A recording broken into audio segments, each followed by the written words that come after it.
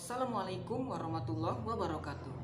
Halo guys, kembali lagi bersama saya Dedi Muhairil dari Program Studi Pendidikan Bahasa Sastra Indonesia dan Daerah Universitas Mula Warman. Kali ini kita akan membahas materi terkait dengan sejarah sastra pada periode 1953 sampai 1961. Dan yang pertama itu nanti ada yang kita bahas adalah krisis sastra Indonesia, yang kedua sastra majalah, yang ketiga beberapa pengarang, dan yang terakhir beberapa penyair. Oke, kita masuk ke materi yang pertama, yakni krisis sastra Indonesia. Setelah Chairil Anwar meninggal dunia, lingkungan kebudayaan gelanggang seniman merdeka seakan-akan kehilangan vitalitas. Asrul Sani yang beberapa lamanya asik menulis esai, sudah jarang sekali menulis sajak atau hasil karya sastra lainnya.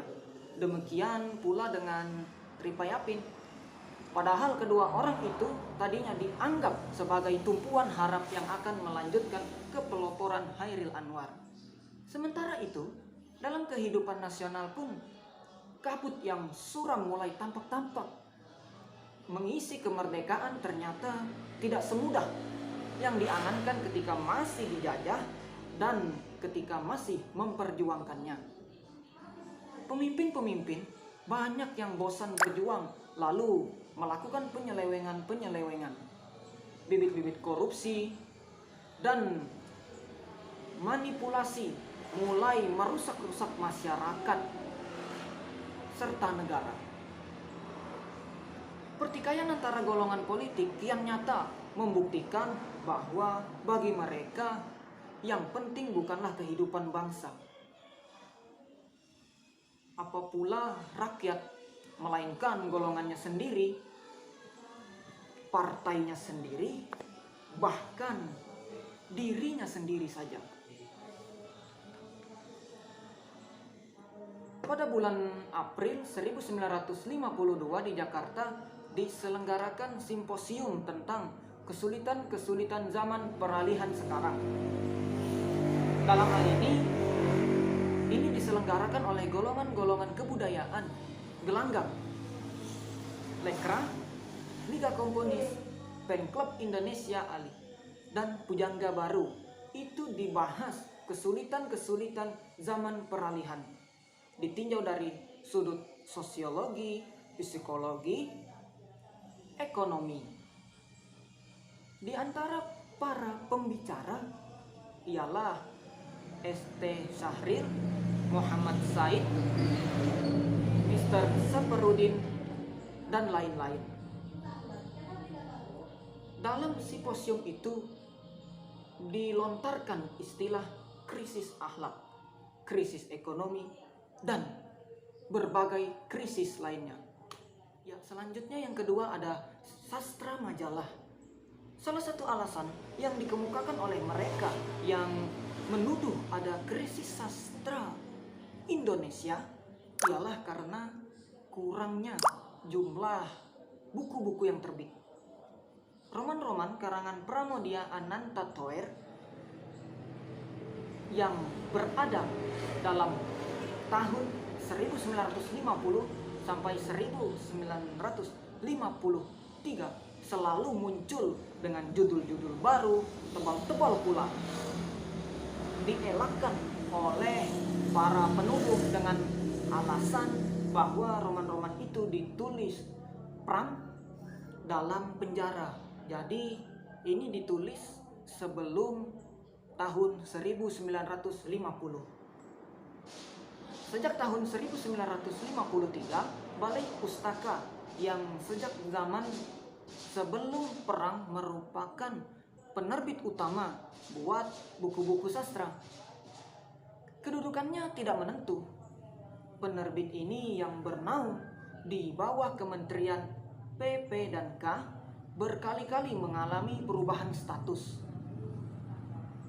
Perubahan-perubahan status yang dilakukan antara lain ditambah oleh penempatan pimpinan di tangan orang yang bukan ahli, dan kian tak mencukupi anggaran yang tersedia sehingga menyebabkan kemacetan produksinya. Demikian pula penerbit Pustaka Rakyat yang tadinya di samping Balai Pustaka merupakan penerbit nasional yang banyak menerbitkan buku-buku sastra, agaknya terlibat dalam berbagai kesukaran. Begitu juga dengan penerbit-penerbit lain seperti Pembangunan, Tinta Tamas, dan lain-lain. Pada masa sekitar persoalan krisis kesusastraan Indonesia diramaikan orang, ada pula persoalan lain yang menjadi pokok perhatian para peminat sastra, yaitu persoalan lahirnya angkatan 45 atau angkatan sesudah Hairil Anwar. Dalam simposium sastra yang diselenggarakan oleh Fakultas Sastra Universitas Indonesia pada tahun 1955, Hardi S. Hartowijoyo memberikan prasaran yang berjudul Puisi Indonesia Sesudah Hairil Anwar.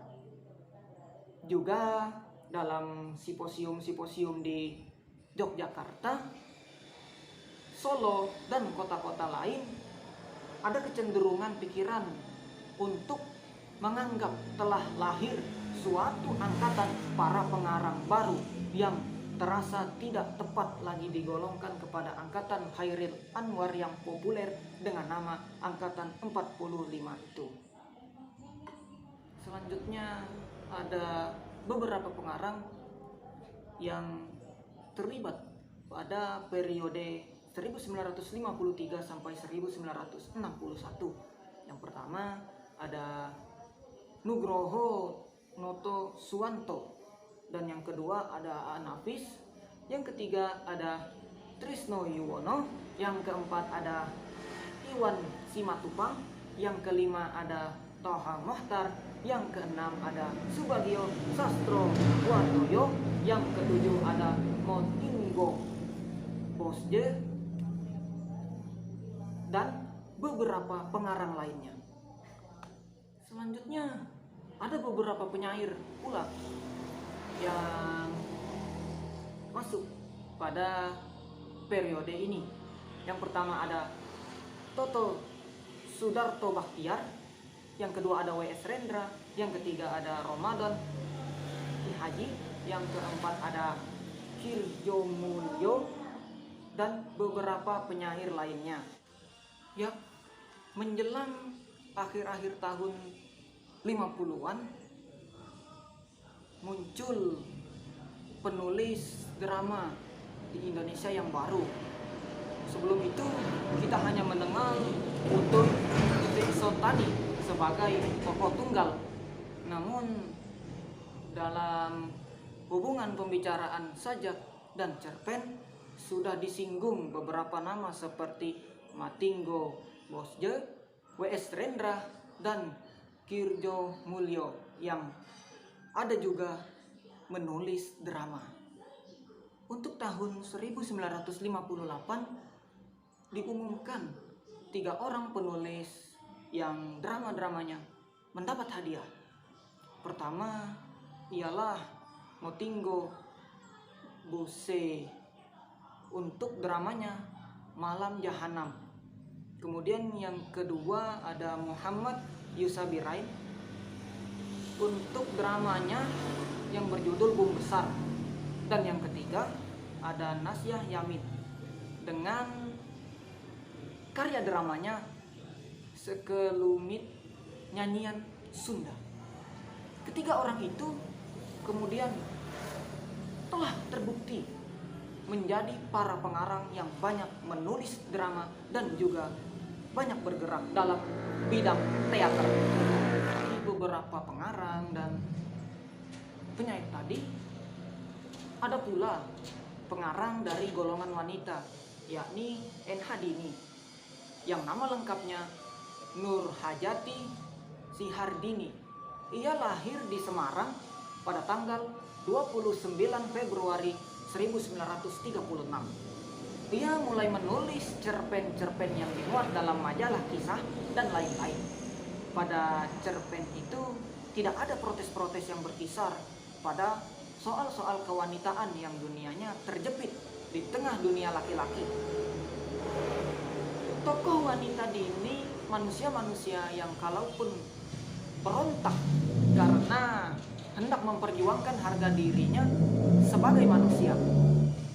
Dalam cerpen Dua Dunia dikisahkan Dini tentang Iswanti, seorang janda muda yang sakit tipes, yang diceritakan suaminya karena si suami main gila dengan ibu tirinya sendiri. Cerpen itu kemudian bersama dengan beberapa buah cerpen yang lainnya dibukukan dengan judul Dua Dunia juga pada tahun 1956. Ya baik, demikian dari saya. Sekian, terima kasih. Mohon maaf bila ada salah tutur ucap kata. Sekian, wassalamualaikum warahmatullahi wabarakatuh.